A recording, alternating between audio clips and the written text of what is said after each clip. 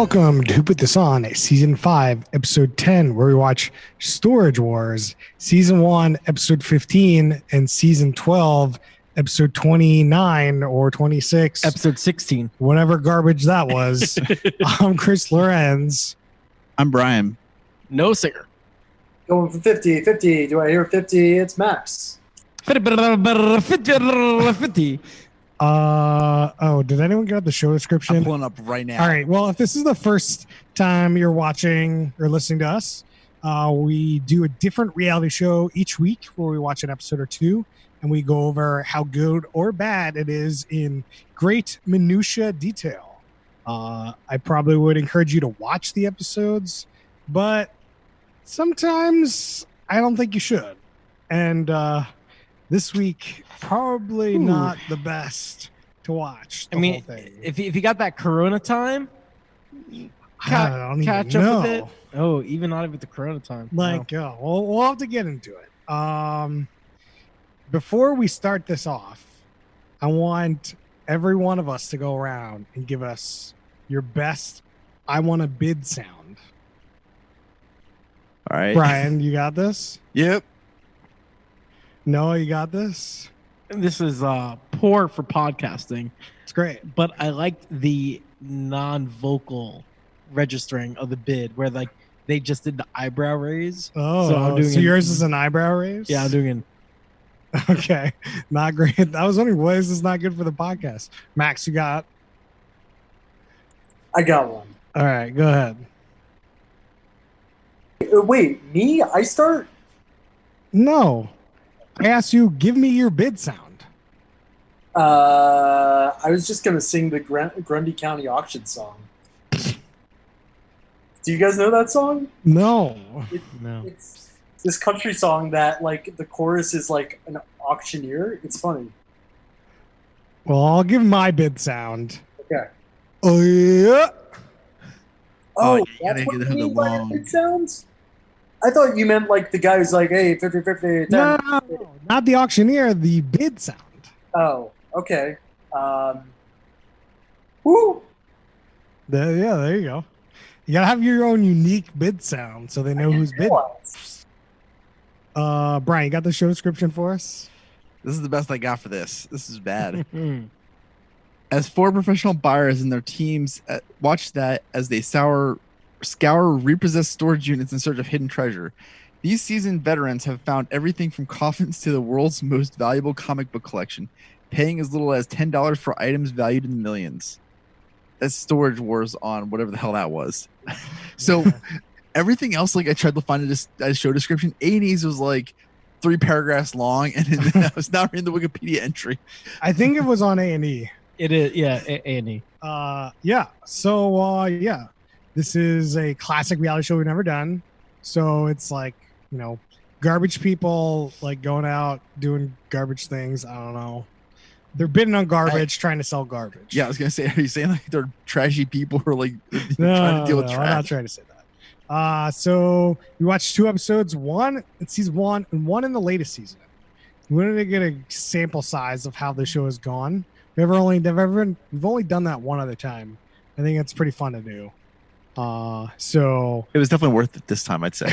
yeah, I think it's been worth every time we've done that. So we should probably keep doing that. Especially when there's a decade Yeah, between the episodes. it would be like watch Survivor season 1 versus the latest one. Yeah. Like 2 decades in between. Yeah. I was shocked that like they had most of the same characters. Yeah, same. Like it seems like this sort of show you could swap people out willy-nilly and nobody would give a shit. But Yeah, it's kind of odd that like this they picked season 1, whoever the actors / these people were good enough to be on until season 12. Like, really? good Couldn't for find them. anyone else? And we're not bored of these people yet? It is impressive, and what's even more surprising is the shticks are kind of the same. Yeah, I mean, Avi. It's like a decade-long sitcom, but the writing never changes. It's Groundhog's Day, in and out. Just the products that change and the garbage they're trying to sell. And buy. Yeah.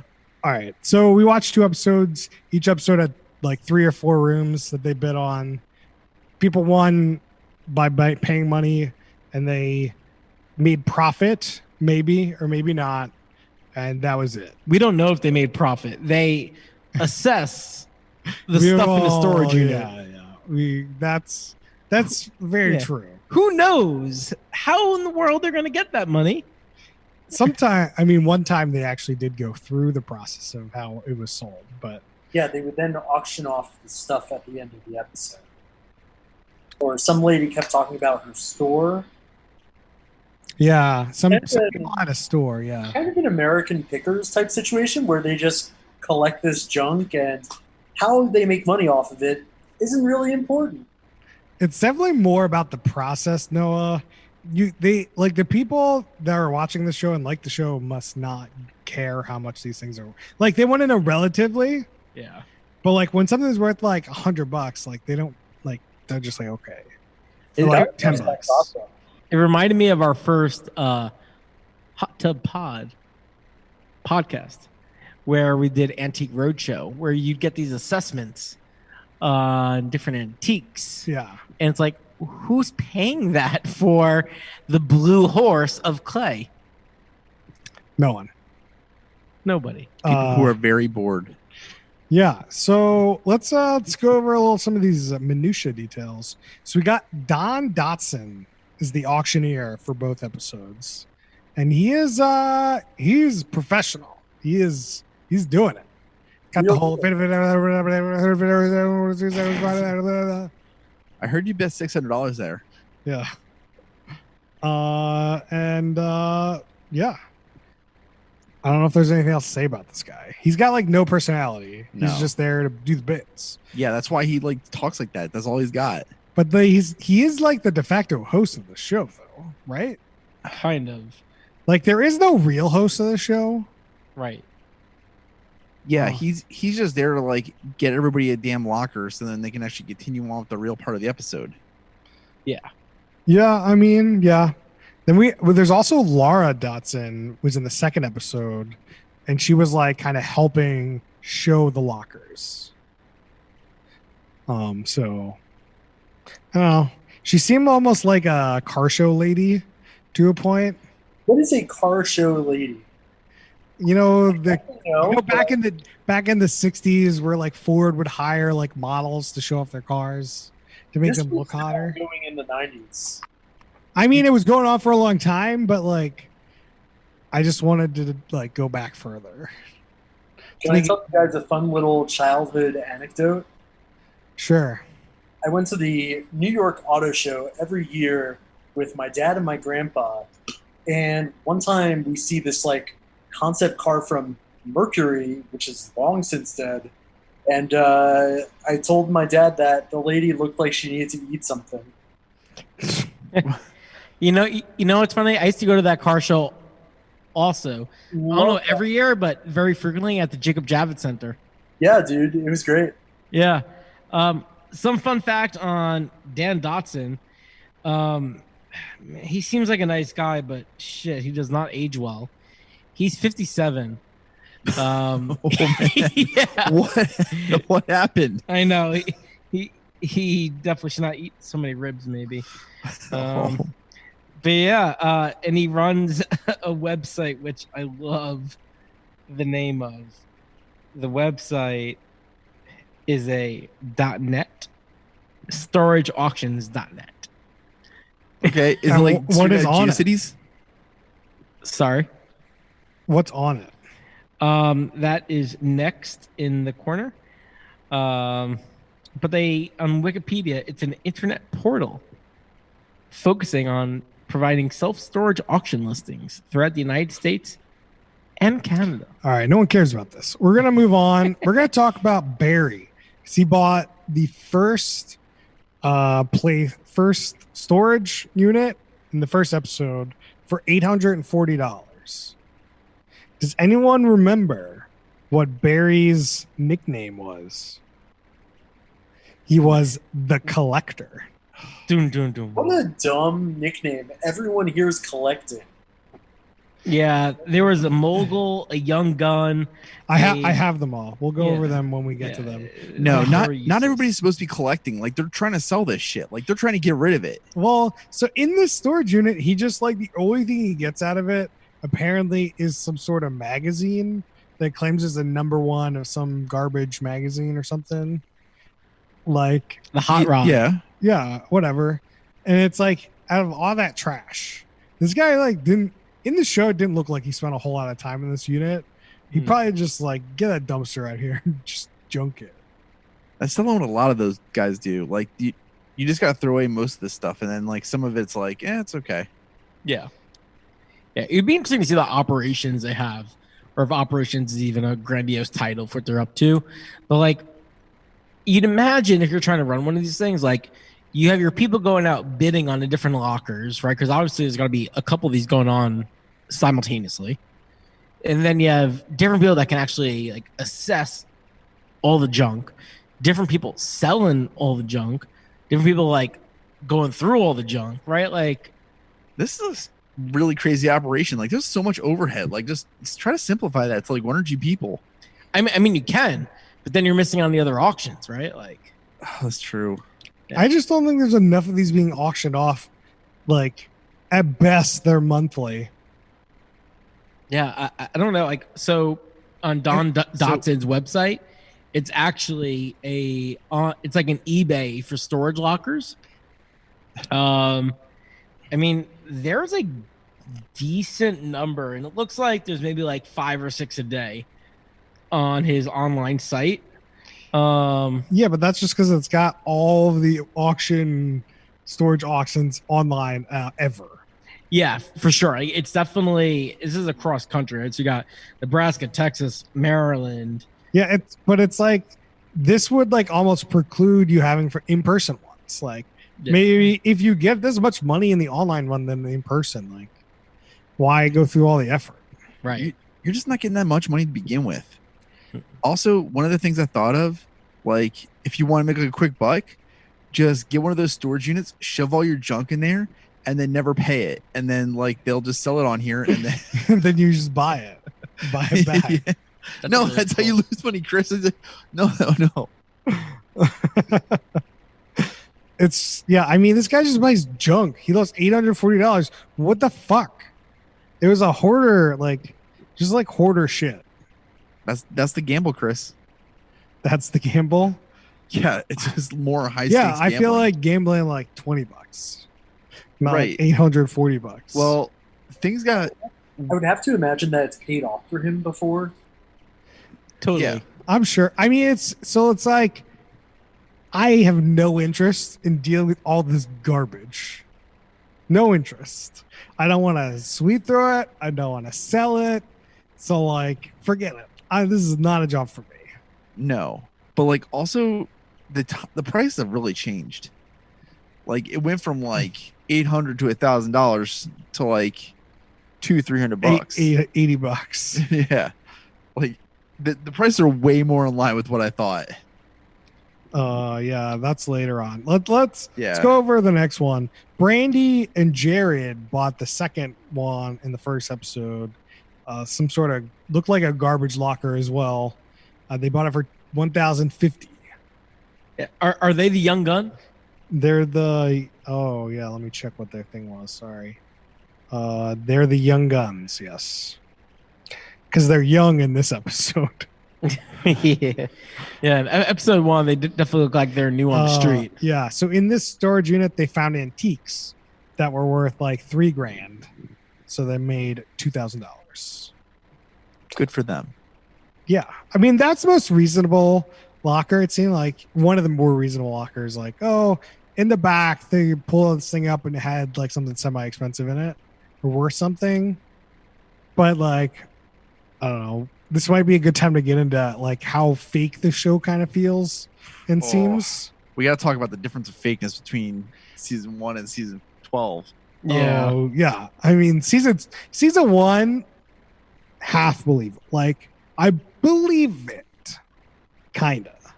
I believed season 1. Like, it seemed pretty legit. Like, there were some bits like when the Young Guns ask Dave to go assess like the cabinet they found. Like obviously that was played up a little bit, but I don't think they planted anything, which we'll get to. Season 12 looks like they got legit plants to manufacture a whole scene. Yeah, Noah, can you move that blanket so I can see you? Sorry, great podcast material. Yeah, I mean, sure, I'll give you that. Like season 1 seemed mostly legit. Like that guy got trash and only ended up with a fake magazine. That fake magazine could have been planted, and this antique thing could have been planted. Like, those are the things that like I could think about. But like season 12, we'll get into like, fuck, everything was fake. Like I don't think any money passed anyone's hands. It was wild. It was terrible. Yeah, I could see why they haven't renewed that. you really think the magazine was a plant? Yeah. I mean, it could have been. I think that like if it's a boring one, you could just plant something and make it a little interesting. Season 2 felt more realistic than 12. Like I could suspend my disbelief. For one, yeah. Yeah, so after Brandy and Jared bought that one, we got Dave. He bought the last one on that episode for $300, which had some sort of bedroom set and some ivory jewelry, which we got to see at like a jeweler, and it was appraised there, and then it went to auction and sold for more than the appraisal, which is pretty rare usually. And then so he made $12,000. Yeah, and it wasn't just ivory. He found rhino pieces, Oh yeah. which Right. was Rhinoceros horn. yeah, like the hidden little get. I was a little, I don't know if I should say upset, but like they didn't talk about the lack of compassion on ivory and rhinoceros like jewelry in the show, which I feel like was like a little miss. They should have been like, oh, it's not cool to kill elephants and rhinos for their horns. Yeah. Also, like, no compassion for these people who just keep losing all their shit in storage lockers. Oh You yeah. just, like, Mm. woo, Don't think about how they got there. Yeah. Also, Dave is the mogul. Oh, okay. Going back to it, do you think like if you miss, do you think it's like 1 month payment? No, Then it's they're usually like, in your contract. done? It's usually like 2 or 3 months payment. And then it's like we just sell it off. Like Yeah. you're gonna lose all your stuff. Mm-hmm. Like you can't get it back unless you pay all the month's payments. But you can't even get it back. Like once they sell it off, like No, it's like, so if you're behind by 2 months, yeah. then you can't get it out. If you're behind a month, you can't get it out. right. And then there's like something in the contract that you sign that's 60 to 90 days. Then they can auction it off. I'm surprised like some of those owners, I think that would be a cool episode. They come at the auction, they're like guns ablazing. I guarantee you there's an episode like that. That'd be fun to watch. interesting. So then we can move on to the second episode. They go to Long Beach.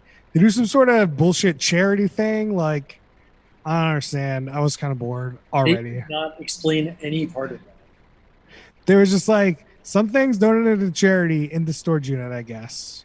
And then you get to bid on that, and then that goes to the store, goes to charity. So that in this bid, they just had a bunch of people bid and give it to charity. No, that wasn't the it was kind of weird. So instead of the storage apartment building, what do you want to call it? Like holding the money for the unit, they're just pushing it to charity. Right? Because usually the storage unit would just like take the money, right? Exactly. That's what I just said. Yeah. Instead, some people donated the stuff in the unit. No, it's not even that. Like they just said, "Oh, haha, joke bid that I won." Yeah, the Just- joke, that's not a joke bid. They're just like, hey, instead of me taking the stuff, I'll just donate it. You can rebid it. Right? They didn't donate stuff; they just donated the money. Yeah, Yeah. that's what I said. They turned Uh. into this bullshit thing where a bunch of people just donated money, Yeah. Yeah. but they it just was had a terrible. lot more bidding going on because they would bid it up and then just give the money away.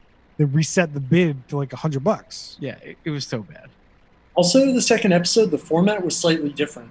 The first episode, they would do like a locker, find out what's inside. A locker, find out what's inside. Right? Relatively. Like they'd play with it. Second episode was just locker, what's inside, and that didn't really work for me. Like I lost track of. I just stopped giving a shit. Yeah. I stopped giving a shit almost immediately, but yes. Yeah. I think season 12 just like Really sunk it. Quick question. Why is this a storage war? because they're bidding. They're trying to win the most money. So that's the war. It's capitalism. And at the end of the episode, like, notice how they have all the totals, and it was like, hey, here's the winner. Like, that's it. That you win like that episode. That's the war. Yeah. Well, I guess it's a battle. Like, maybe they total up at the end of the season for a war. Yeah. We watched the last episode. I don't know. Stop it. Stop with your logic, Noah. Yeah. So after this bullshit charity unit, we got Daryl. He bought the second unit, which was like, I don't know. Eventually, it had an ultrasound in it. He ended up buying it for $325 and profiting $640. Daryl is the gambler. Yeah, he did well for himself. He's in the main cast for he like leaves the main cast for a bit. Or no, Dave leaves for a bit, but everyone else is on the whole time. Wow. I'm surprised Dave left. He seems like him and the Young Guns are really like the main front runners. So I'll give you here. So if we're going over the people, I didn't mention two buyers got their own spin-off. What? Whoa. The fuck? So we got Brandy and Jared married to the job. And we got Buried Treasure, Storage Wars, Barry Strikes Back. Oh, God. He might have two. Barry Strikes Back. What? Buried Treasure has 8 episodes. What does Barry Strikes Back premiere on Pornhub? Hold up. What I don't channel is know. on? There's no Wikipedia link for it. Explain Both those that. spin-offs got 8 episodes, guys. So it's not nothing Okay. super crazy. And like, and ended? What? They're definitively done? Like, Yeah, they're they ended? done. Okay. But I was just, that shows you who I think they think the winners are in this. I mean, Who are if a the best show people can on it. make like a entire series out of a TV or a Twitter feed, then you can make a shot out of anything. Yeah. So like, there's not a lot to say about this unit. Whatever. There's an ultrasound in it. Unclear if it was planted or not, but in my mind, probably planted Probably. because they had this idea for this bit to go to the animal hospital and use the ultrasound. The fact that it's a working ultrasound in there is just very questionable. Right. It looks pretty new. Like things that look pretty new aren't like usually in storage units. And the fact that there's like nothing else in the unit, right? It's so fucking weird that I can almost believe it. Yeah, like the sonogram thing seemed more realistic because there's not a commercial angle.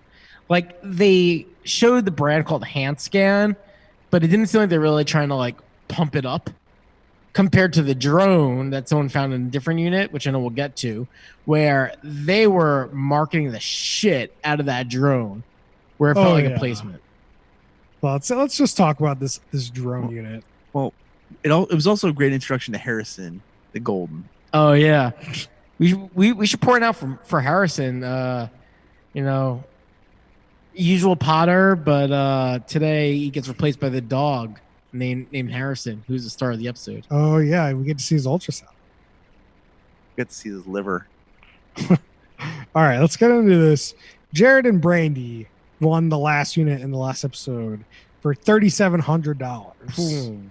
And in this storage unit is like a bunch of like shitty electronics, some like decent drills, like a lot of A lot of tools. Yeah. and like some skateboard that's worth like $100, which okay, I don't know where you're buying this skateboard at. And then they find this drone. What was the drone brand again? DJI.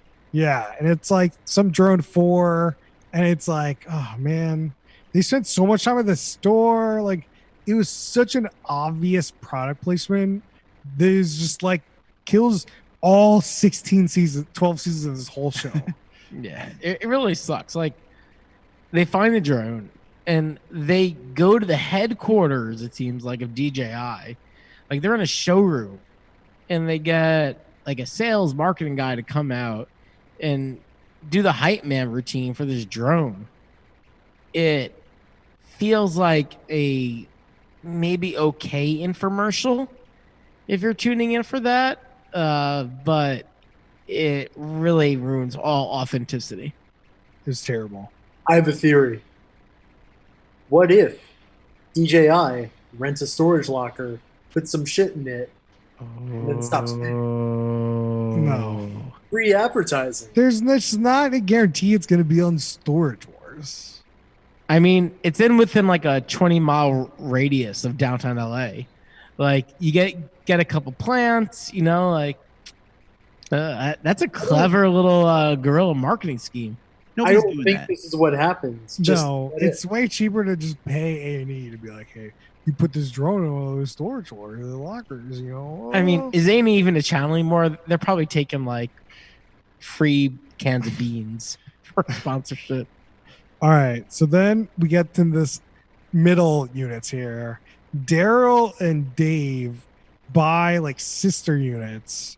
Daryl for $80 and Dave for $190, and then afterwards they like bet each other $100 to see who had the better unit, and they're terrible actors. That's clearly not what's happening. That was And then like the worst part is Dave shows up and he's like, where's Daryl? He should be here.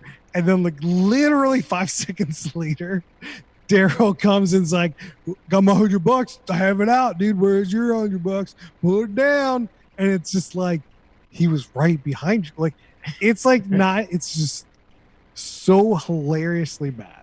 It also shows how much they don't spend on production, because he had 5 20s instead of $100 bill, which you'd imagine like part of the show they're gonna throw out 100. I don't know. On this, yeah, maybe they didn't have 5 20s. Maybe they didn't have it. Like, but it's just like, for a show you're gonna bet $100. Like, show the $100. No, these are poor. These are poor folks. Daryl needs to make money. Man, Darrell. This was the straight up worst, dumbest bet I've ever heard. Yeah. So after this happens, I don't know Daryl just goes. Daryl goes through his unit, and he's like, "This is $100. This is $90. This is like $100." Meanwhile, it's just like dirty laundry. And like eventually, he's just like, "This shit's garbage," and he walks away, and like leaves his $100 there, and just gives it to Dave. Yeah, you got to know when to hold them and when to fold them, Chris. But then the worst thing here is like the end of the episode, they go by the like profit margins, which is how I know the profits of all the things. And they're just like, Dave won $90 or $80. And I'm just like, what? Where did that happen? Where's like, it's like, since Daryl left his crap there, all that crap was worth like $300 or something. I'm like, what? Yeah, it makes no sense. But who puts dirty laundry in a storage unit? It could be not dirty laundry. It could just be like clothes, and you're not used to giving them to Goodwill. Could be your like summer clothes or your winter clothes. Yeah, that actually makes the most sense. But they're in California. They're in Southern California. Good point. There is no season. Excellent point. I mean, you could like maybe you move to Southern California. Maybe it's Yeah. the Tahoe plates. Maybe you move there. You got to sell before you move, because nobody's going to buy it there because they don't have any need for it. Yeah, I'm just saying you like move and you just put it in the storage unit. And you're like, what if I move away? I'll have all my clothes. You're not moving away. You know the good life. Even if you are to move away, by the time you paid off that storage unit, You're just worth off buying new shit. Maybe it was just cheaper to put it in the storage unit for a month and let it go than to like figure out how to get rid of all that shit. Those $1 deals really get you. Yeah, so that's kind of all the bits that happen in these 2 episodes. Pretty garbage. Yeah, I mean, this is. I can't believe it's been on for a decade. Yeah, unclear. Maybe we should have reached out to a fan, see what they think. Who's a fan? I don't know. It's been on for long enough that there's gonna be some fans, dude. It's also on A&E, so You only need you don't need that many fans. no, the bar is low. This is like the channel that they keep on at retirement homes, but the change of channel is locked behind that plastic thing, and so no one can actually change the channel, and their remote ran out of batteries, and they don't know how to get more batteries. So it's staying on, and some reason they're counting that towards viewership. But why was it on there in the first place? Like, who did that? Who was a sick fuck? Who put this on? All right, let's questions. Let's do. Actually, before we go to questions, I have internet corner for Okay. everyone. Love the corner. So on Wikipedia, there is a section for authenticity, which is a pretty weird thing to have on Wikipedia. So we've got apparently we have somebody sued saying that this was all fake, claiming the producers staged entire units, planted items in lockers after having them appraised weeks in advance, and funneled cash to weaker teams to buy lockers. This was Dave Heister, which I don't know if he was actually in the show or not. I don't think it was that Dave. I'll Yeah. check. Somebody I'm made a pretty joke sure that about, is the Dave in the show. It is. I googled it.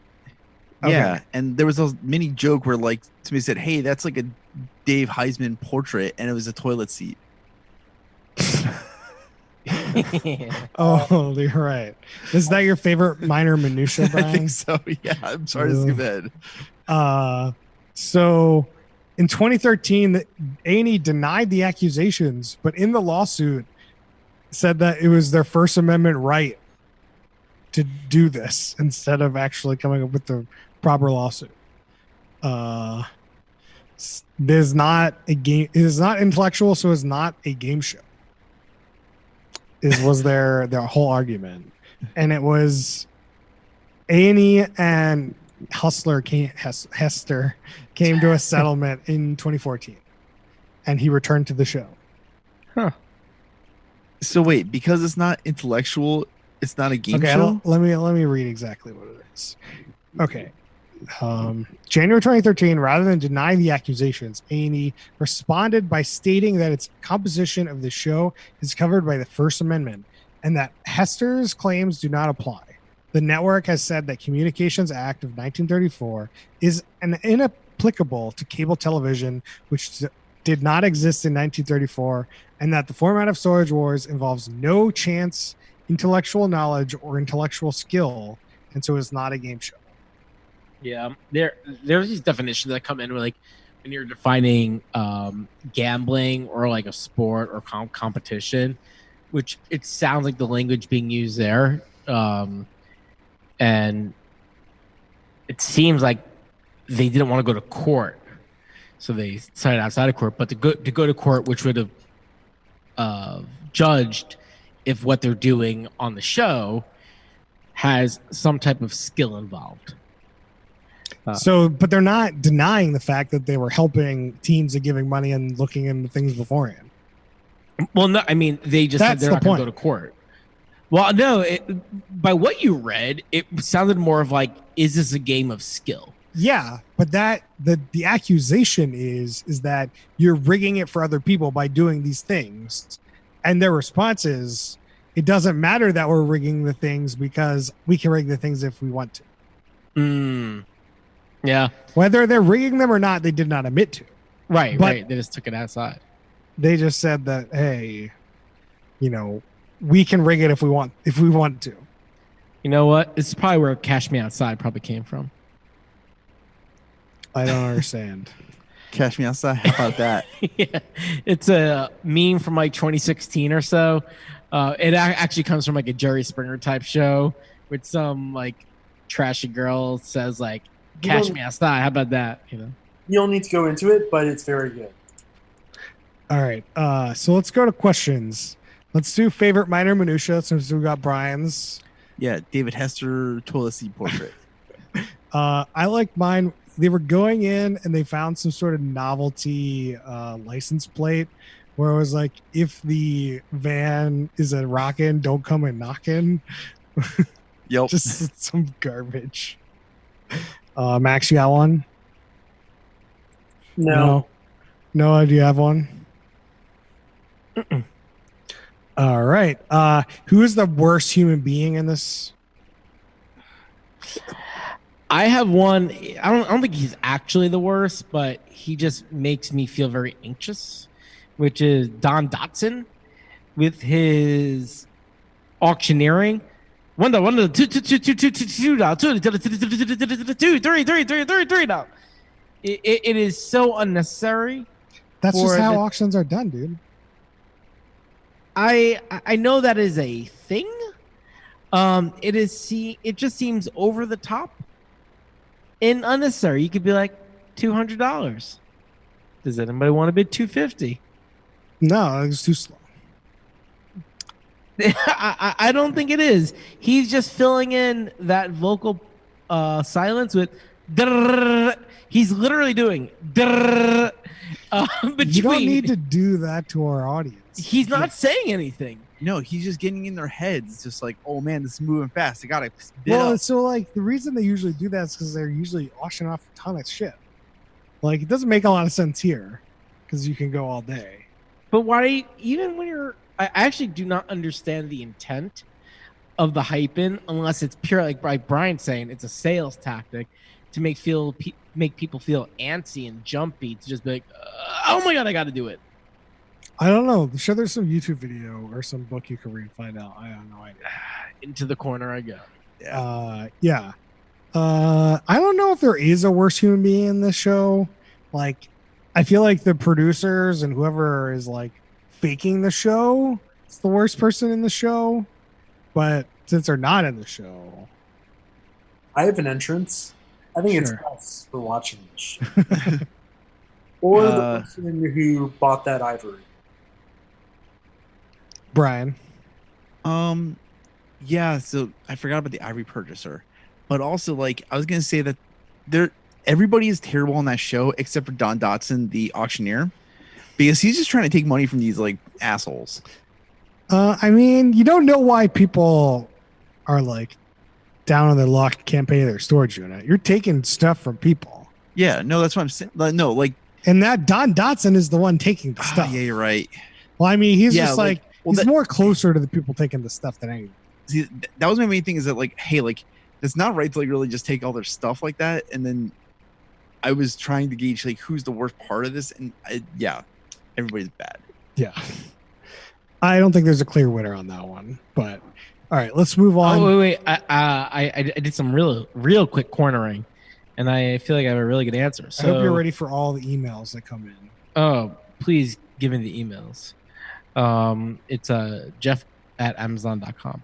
So why do the auctioneers talk so fast?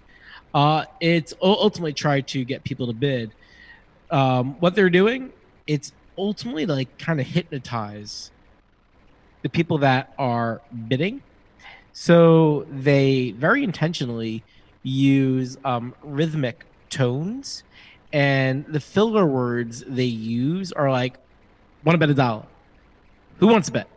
Like they're using very quick phrases that are almost sublime to try to get people into the position of actually bidding.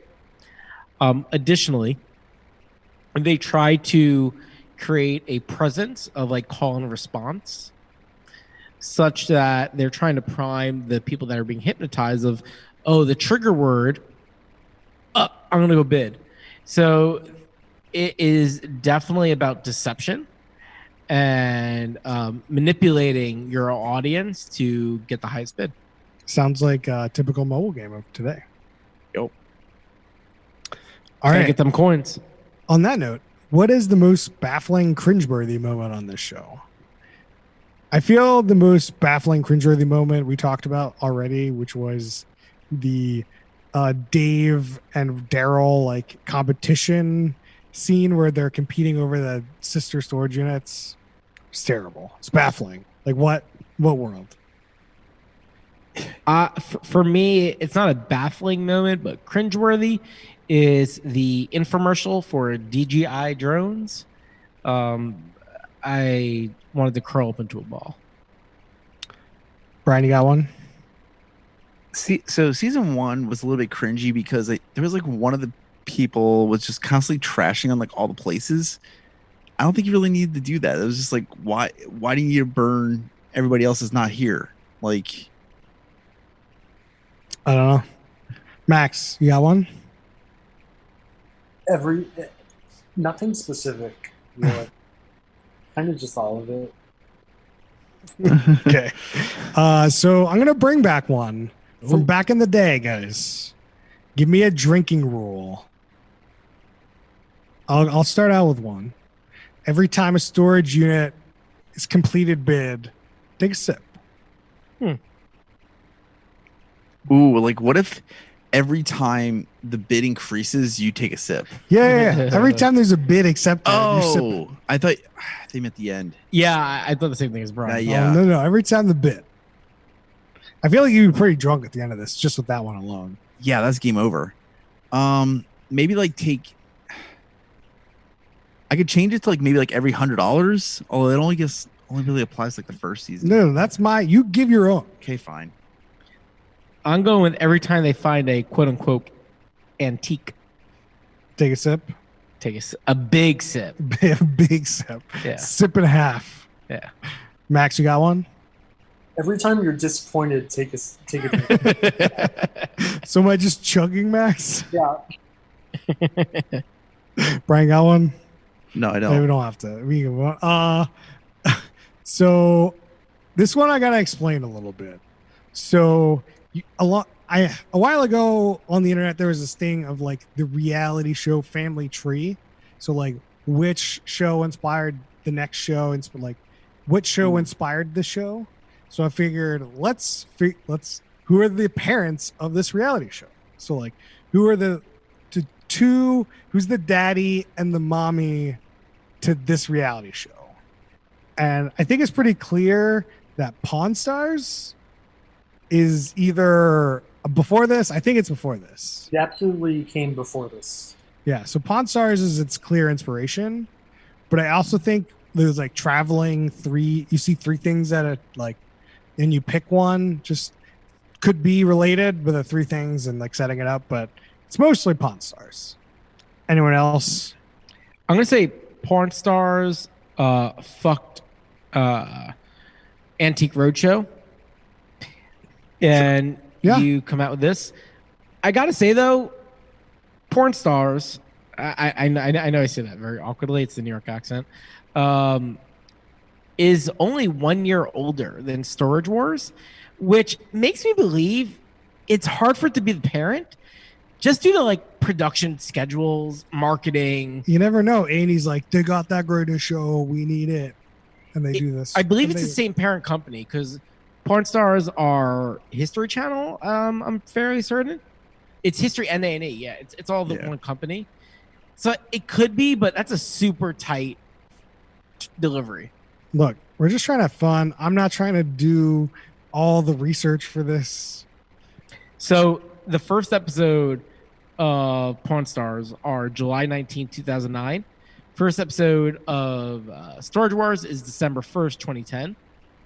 That's a long gap. You can definitely pull it off. So basically, they would have noticed that Pawn Stars is popular, let's say like September 2009, and then they could pull out. Well, I mean, it also depends on what the parent to Pawn Stars is. I'm not sure what that is. But Well, like, Antique Roadshow and something. the Porn Stars. Yeah, what inspired Pawn Stars? I don't know. Oh man! Like then you could look into like what also inspired the show, but I don't know. Yeah, I mean, Hulu actually offers a good little tip for this because they have like people also search, right? Unfortunately, what they're showing for Pawn Stars is actually a lot of spin-offs, like Pawn Stars Australia, Hardcore Pawn, Pawn Max, Stars Pumped Up, what do you Pawn got? Stars UK, Pornography, Cajun Pawn Stars. Can I have sort of a three-way fuckfest that results in this? Sure. Okay, so I agree with Pawn Stars. Fucked Hoarders, also 2009. Fucked Operation Repo, When is Operation Repo? 2008. Oh, I don't think we've done that one. I don't know what that is. I think it's just the oldest of the Repo Men shows, where we've done Repo Games. Do you guys remember Repo Games? I remember some Repo. We watched some like South Repo show or something. It was Okay. terrible. Repo Games is a truly awful show where a truck comes up to your house and sets your car up to get towed or whatever, but if you answer 3 questions right, they don't tow your car. Oh, terrible. It's so bad. Yeah. Wow, that's so bad. All right. We've got second to last question. What is the production schedule of this show? They film it and they pay it anyway. So you think that like so there's like 4 or 5 main crew. Do they just drive in a storage unit to storage unit and setting it up and filming over like 2 or 3 days? Or is this all in LA and they're just like do it, like film a couple episodes at the same storage? Like each episode they kind of go to a different storage unit. You got it. Production crew's got to be there for at least half a day to set it up. We jumped. We don't know. It's at each episode says like, hey, Oh, it does? here.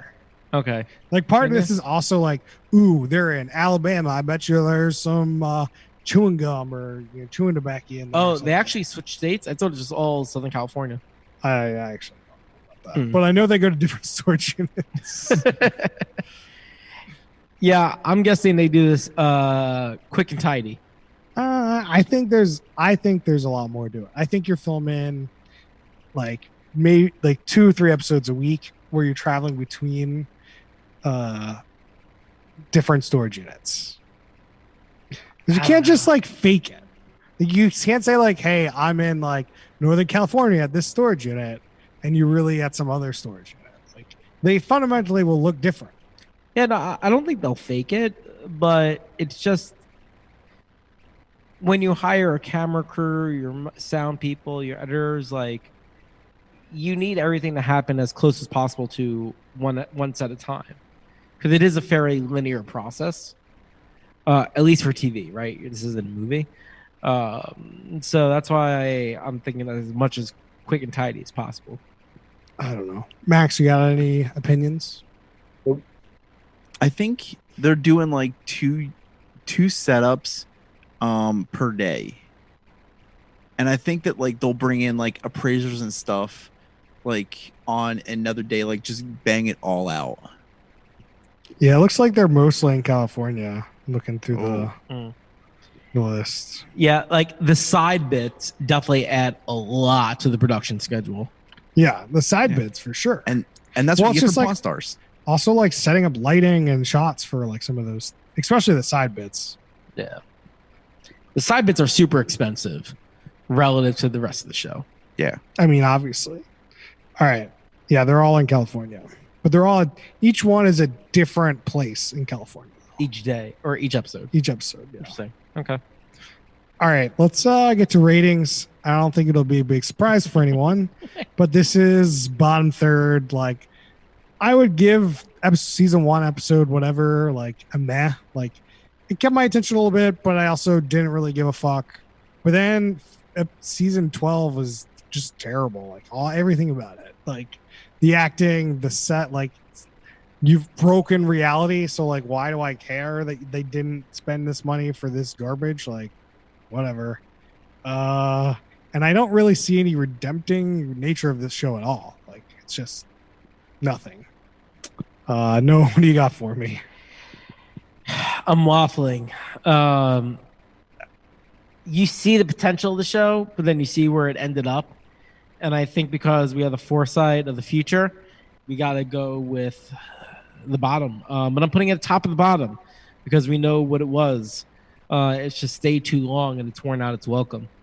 For similar reasons you mentioned. Like, I think there is actually something interesting here, but also similar to Antique Roadshow. I really dislike that these shows just kind of throw out these figures of like, this can sell for this amount. It never go through someone actually buying it. I know they did show the rhinoceros and ivory thing, but I'd love to see more of the end-to-end of the whole scavenging, the selling, rather than the speculative pricing. So bottom, but top of the bottom because we know that it actually can get there. Before we move on, if you're the first time listening, the rating system is a stack ranking system. So we try to equal out top third, middle third, bottom third. So like, is it your middle reality show? Is it a top reality show? Trying to third it. So, and then some people split it again into thirds again, and then you're getting a little complicated. So just focus on top third, middle third, bottom third.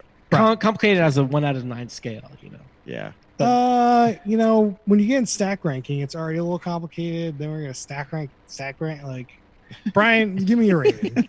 Is the bottom third. I really thought that like season 1 was like kind of okay, especially like, oh man, they're paying that much for like just a pile of junk, and then like season 12, they're just like, yeah, this is like $200, and I was bored. I just don't understand. I don't understand anything about the show, Brian. Max, what's your rating? I hate to break it to you guys. I didn't hate the first episode, the season 2 episode, so I'm going to give it middle third, bottom of the middle. What are you doing to me, Max? I mean, I agree with you on that, but like, Yeah, like it was just season 12 was just so bad. I know, but consider The Simpsons. Early Simpsons, fantastic. Season 26, when whoever the fuck is the guest star, who gives a shit? I gotta take up on there. People love to hate on The Simpsons currently. I periodically check in. I think it's actually still swinging pretty hard. So I get where you're coming from, but I just want to defend Homer and Marge a little bit. Okay. All right. So kind of want to talk a little bit more about Indian matchmaking, which we watched last week. I have finished all 8 episodes of Indian matchmaking, and I will not spoil anything that happens in Indian matchmaking. But I find that I've a little soured on it. I'm not going to change my rating, but it ends up being like even more of a commercial for Simi, the main person in charge, and it's really sexist and really just like, I feel quite psychologically hard on everyone involved, at least some of the people involved. And like, she like flat out does some very sexist things. And then like Akshay continues to be in this weird relationship with his mom and this whole thing. Like, I just can't do it. So I just want to say that I think that if you watch the show, please look at it more critically and like see how this culture is kind of fucked up instead of like taking it as flat out entertainment and kind of escapism. I think there's a lot to be learned while watching it. If you haven't or have continued watching. If you've logged into Netflix in the past week or two, it would be shocking this has not been promoted to you. They've been going hard in the paint on Indian matchmaking. Yeah, and then when you watch all that, it's Finding Love with Autism or something like that. Yeah, Loving on the Spectrum or something. Yeah, Love on the Spectrum, which we decided not to do. Too much Netflix recently. Netflix keeps pumping. It's true. They've also had some garbage though. I mean, it's a lot of garbage. Doesn't matter. Give me that content. It's all that niche content, Maybe in a future episode we'll do Crazy Delicious, which I've been pretty keen on. It's a cooking show, it's pretty trope, Like, I don't think there's anything very ingenious about it, but it's executed very well, which makes it a joy to watch. Brian, what have you been watching? The greatest reality show of all time, Lost. Oh, very reality.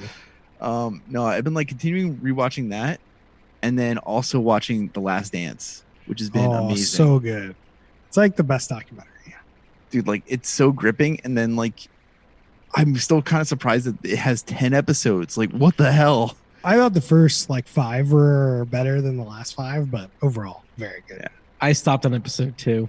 It's just What? too much content. What? I'm like, Impossible. Top of the queue. It's like Chernobyl. You just can't stop watching. Chernobyl, I couldn't stop watching. This, it had no grip to it. I'm just like, sure. What do you mean? I mean, if the problem with me is like I had very little knowledge of Michael Jordan, so like I didn't know what I was getting into. Mm. If you know what happens, like maybe it's a different experience. Like, I clearly don't know 10 hours of documentary depth on Pippen, Rodman, and Jordan, Phil Knight, and all that. But like, I know generally the overture of Jordan. Yeah, it was just like a documentary that I'm like, I just don't care that much about. So I'm like, I can't do it. Boo. Yeah, I'm definitely in a minority. Max, what have you been watching? I've been watching Search Party. I think I've talked about it before. Yeah, I think you did last Michael week. Showalter show, but it stars Maybe from Arrested Development. It's great. Yeah. So Yeah. I've been watching some reality TV on the side a little bit. Side piece. So 90 Day Fiance, the other way, still going, Holy crap. still crazy, still some girl freaked out when she went to Jordan, because that's what you do when you move to a Muslim country, and got some other people back from last season. The Korean couple from last season, even worse shit show than last time, which is amazing. That's impressive. And the Indian, the woman that went to India is back, and like, even though he's apparently trying to get a divorce, and it doesn't seem like he's lying this time, so that's kind of crazy. So they're in a slightly better situation than the last time. But mainly I've been watching a lot of Survivor. Got some Survivor going on, watching some old seasons, because like new seasons ain't coming anytime soon. So, and I don't think football's going to happen. So Survivor, I think, is going to be my refuge in this quarantine. Yeah, I'm almost done with Schitt's Creek, on Netflix. Season 6 comes out maybe in a year. It's always a year delayed from the CBC, but I'm still very keen on that show. I think it's so well done. And then Worth It is just like keep me satiated when I need a little quick bite of some TV. Worth It? Yeah, The food one? yeah, the food one. Yeah. We need to do that. Well, my plan was to do like a big episode where we go and do the Seattle episode that they did. Oh yeah, I'm But, totally like, game. We can do takeout. I don't know if the restaurants are all open anymore. Well, we have to look at it. We'll have I to got look it. at Yeah, I'll follow up. But that's definitely one of my ideas, because I think that would be a fun adventure and something different. That'd be great. And then I just want to give one shout out. We all watch, a lot of us watch the show, and we don't talk about it enough, but it's definitely the best show on TV for the past several years. This is The Challenge. Last Week Tonight with John Oliver. My church, my Jesus, my rabbi, John Oliver, coming in hot every week with the best show on TV. So I just want to pour some out from him. You got that white void going on. The White Void every week. All right. Well, you can find us on Twitter at Who Put This On. You can find us on Facebook.com/WhoPutThisOn. You can email us questions and suggestions at WhoPutThisOn@gmail.com.